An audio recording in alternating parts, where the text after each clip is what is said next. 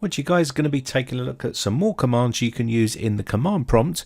Now some of these will need to be run as administrator, and some of them you can just run when you just open up command prompt. Just keep an eye up the top of the command prompt box. It will say administrator up there if you need to run it as administrator. If you don't see the administrator there, then you don't need to be an administrator to run this. So first off, we're going to do the encryption feature here. So you've got some precious files in a folder and you want to encrypt those. What you need to do is go down to your search box here and type cmd and open up the command prompt box. Now once you've got this open, you're going to need to change the directory to that folder. So we're going to change directory to the desktop and then change directory to that folder, which is called secret. Now you can call yours whatever you like, but it's pretty straightforward. So once we've navigated to there, we can type in our command, which is the Cipher /e, and you can see now it's encrypted those files, and only you will be able to look at those files because you'd need to put in your password to open them up and have a look at them. So let's go ahead and take a look at these files on our desktop in the folder. You should see a little padlock around them, and that means they are encrypted. And if you want to decrypt these, then you need to go back into your command prompt and type in the Cipher /d, and this will decrypt those files for you. So just type this one out as you see it here, and there we go. They should now be decrypted and the padlock should be removed. Now if you want to encrypt your desktop, you can do. All we need to do here is go back to our desktop. So I'm going to do the cd ... to go back to the desktop, and now you could just do the Cipher command and it will encrypt your desktop here. So let's go ahead and do that, and we could take a look at the content on here, which is the secret folder, and now you can see the folder does have a padlock around it like so. And you can just do the actual one folder if you wish by adding your folder in there if you wanted to do that. Now to remove it, you just have to do the Cipher decrypt and it will decrypt it. So let's clear the screen now and go ahead and hide the folder. Now you can use the hide folder by right clicking on it and going properties and hide it, but it's easy to detect and easy to untick. But if you use the Attrib command here, which is Attrib +h +s and then +r and then space and then the name of the folder which you want to hide. In this case it's secret, and we'll hide this folder. Now if you go back on the desktop, the folder will be disappeared. Now the good thing about this is even if you show hidden files, folders and drives, it won't show up, it will be hidden. So that's the good thing, it's hidden to everyone apart from the person that knows where it is. Now obviously you don't want to put it on your desktop, you want to put it somewhere where no one's going to find it. You can see here, even if you show hidden files, folders and drives here, the folder is hidden, and I'll quickly show you. You can see it's not detected. Now another thing is what you can do here is, let me just quickly unhide this by doing the reverse, which will be Attrib -h and then -s and then -r and then secret. You can see here, just do this and it will show up back on your desktop. So let's go take a look. There we go, it's right here. Now if we right click on this folder and go to properties here, you'll see the attributes for here and you can go hidden. The problem with this, it just means that anyone who's on your desktop can go to there and hide it, show hidden files, folders and drives, and you can see it will have like a translucent or type of look to it, and if we turn that feature off it will disappear, but it's not really a proper way to do it, as you can see here, because you can still see it when you put that feature on. So it's best to do it in a command prompt. Now of course all you need to do here now is right click on here and just put this tick out like so,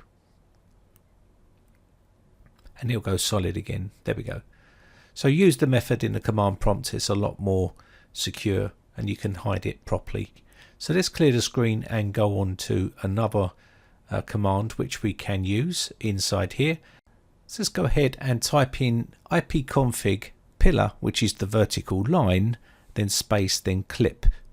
Now what this is going to do is allow us to copy the ipconfig to our clipboard. Now if we open up Notepad here, let's just quickly open up Notepad by typing Notepad and then go up to the top and go paste, or right click and go paste. It will paste in the ipconfig. Now you can use the clip command for any type of information that you want to copy to the clipboard, which is very useful. You just need to do that pipe command to get it to show up. Okay, so let's go ahead and do the next one here. So what we're going to do in this one is help space color, and it's color with the COLOR. This will give you a bunch of colors which you can change the text to. So you can see here, if we look at the black, which is 0, and then red, which is 4, if we push enter here on the keyboard, it will show us that we can do color FC. So just put color 04 and that will give you red. So I'm just going to quickly do that here just to show you. There we go. And I can also do color and then 09 if I wanted to, and that will go blue, or we can do 0A, or whatever colors we want. So let's go ahead and do another color, 0A, and that's light green. And that's how you can change your colors on there as well. And I'll show you a much more better way, which is more modern, by right clicking up the top here and going to defaults here. And once you get inside here, you can change up just about anything you want. Your cursor size, you can also change a load of other stuff inside here. You can do small, medium or large. You've got your edit options here which allow you to do other types of options, which are use Control Shift. You've also got your command history and also a bunch of other stuff down here which you can mess around with and change with. Now you can also change your fonts as well. Up the top you can see all your fonts up here which you can change. So you can change this font size, and you can even change the font type to something that you prefer. And again, your layout is here, which you can change all your layout, and also your color scheme inside here. The screen background, pop out text, pop up background and screen text and so on. It's pretty straightforward and easy to do. You've got the opacity there as well. So there is your color schemes and your features which you can change inside your command prompt. So let's go ahead and do some more changes. We're going to go CLS to clear the screen here, and we're going to move up and type in this command, and this will give you all the information about your license key and about your licensing. This will bring up the Windows script host here.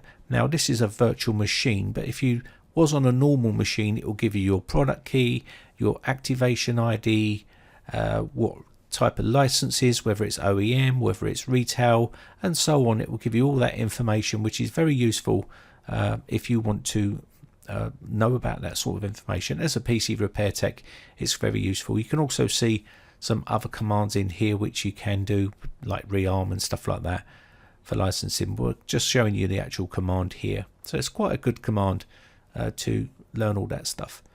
Next up, we're going to go ipconfig /all, and then we're going to do the little sort of arrow. I'm not sure what that's called. And then you can do the c:\export.txt, which is your text file, and this will copy all the ipconfig /all information to a text file inside your C root directory. If you go inside here now, you should see a little file inside here called export, which we just created, and it will give you all the information which you just copied. And you can use any type of information that you want to copy to your C root directory or desktop, but it's just easier to go there and basically copy any information that you want to see on screen. So let's go ahead and do systeminfo, and we can do space, and we'll use that little arrow. I'm not sure what that is called, so if anyone knows, put it in the comments section below. c:\, and then pcinfo.txt. And of course, again, if we do that, it will get all the information for the PC, and it will take that into our C root directory for us. And we can now click on this, and we've now got a file with all the saved information that we may need about that system, which is quite useful if you are a PC repair tech, or if you're asking for support on forums and stuff like that and they ask for your PC info. So let's go ahead and try tree here. Type tree space /a, and then that little arrow sign, and then C:\\, and then we can put export in here .txt, and again this will give us all the tree information for the computer. Let's go back in here. There we go. I named it export, so that's overwrit the other export file which I put in there, and you can see all the information there. Okay, so let's move on to something else here. We're going to go to driver query, which is another command which you can do here. This will list all the drivers on the system here, and of course you can do some other things once you're inside here, but this is basically going to list all your drivers. So you can do driver query space arrow, and then desktop, and then \, and then we can give it a name, say info.txt, and this will copy all the driver information to a file called info.txt onto our desktop, which is right here, and it's very useful. So get used to using these commands. It can give you a load of information, and it can be quite time saving and also very useful if you are PC repair tech or administrator or something like that. It's really useful to learn. Okay, so okay, let's move on to something else here. Let's clear the screen and move on to wmic, and then BIOS get, and then we want serial number inside here. And what this is going to do is get the BIOS serial number or BIOS information for us, but this is a virtual machine, so it won't show up. But if you type that in the command prompt here, as it is on the screen, it will give you that information on the screen. Okay, so just bear that in mind. This is a virtual machine, but it should give you the information. Pushing F7 will give you all the commands that you've been typing in the command prompt up until that point. If you close it, that information will be lost. So if you do want to push F7, that is another way you can do it. If you want to change the title up the top, let's change the command prompt title to mean machine, and just put title space mean machine, and there we go. That will change the title. You can change it to whatever title you like, really. So let's move on to another command here, which is Powercfg. So Powercfg, but Powercfg here, space /?, and this will give you a bunch of other things that you can type in here, which are very useful for you. So you can type in a command with the space /, so do Powercfg space A, and this will give you some information here, you can see. And you can also type in here Powercfg space / energy, and this will give you some information about the system. So just type this out like so, and it will wait 60 seconds and gather some information for you about the system. And you can see here it's observing the system behavior, and once you've got that, it'll give you some information here. Okay, so I covered this in my last one, Tasklist, and I just wanted to cover it one more time to show you how to kill a process inside here. So we've done Tasklist, and this will give us all the processes that are running here. And what we can do here is type out task kill to kill one of those processes. So let's go ahead and kill this process here, task kill space, and then what you want to do is / and then put the PID number, process ID number, PID for sure, and you can see here Microsoft Edge.exe 5816. Type that in there like so, and then space / F, and this will close the process off. You see the window closed, and that's basically how you can force close a process. And this is great for malware and other types of processes that are stuck, and you can use that command to close them. Very easy to do. So get to learn that one and know it off by heart. Okay, so let's do one more here. SCH tasks, and this is scheduled tasks, and it gives you all the information about the scheduled tasks there, some information. So very useful. And we can do also Netstat here, space dash ANO, and this is going to give you all the information about connections on your computer. You can see the ports and stuff like that. TCP, UDP, it gives you the address, foreign address, and also the state, which is whether it's listening, and it also gives you the PID number as well, and you can tell you whether it's established or it's or listening on there as well. Very useful information, and you can normally detect malware like that as well. And this is another command which is going to be for another day, but basically I'll just do the question mark here to show you all the information that you can use for this, which is basically a permission sort of command, which is very useful. Anyway, that's about it for this video.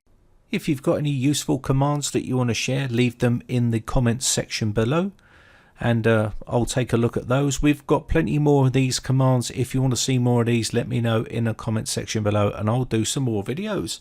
Now, for all you guys that are wondering what happened to the Discord server, I deleted it because we had 10-year-olds going in there when it was supposed to be 18 plus, and I wanted to try to keep it more tech related, and it sort of went off topic a bit with politics and other types of issues, and also people PMing me and not sticking to the rules and asking for PC repair and stuff like that for free, which was getting out of hand. But the next channel is going to be a lot more stricter and invite only for people that want to learn about tech, and I'll keep you informed of how it goes and what I decide to do. Anyway, that's about it for this one. My name is Brian from briteccomputers.co.uk. Thanks again for watching, guys, and thanks for your continued support. Bye for now. Now, if you haven't subscribed yet, hit the big red subscribe button on my YouTube channel and hit the bell notification button next to that to be notified when we upload new videos.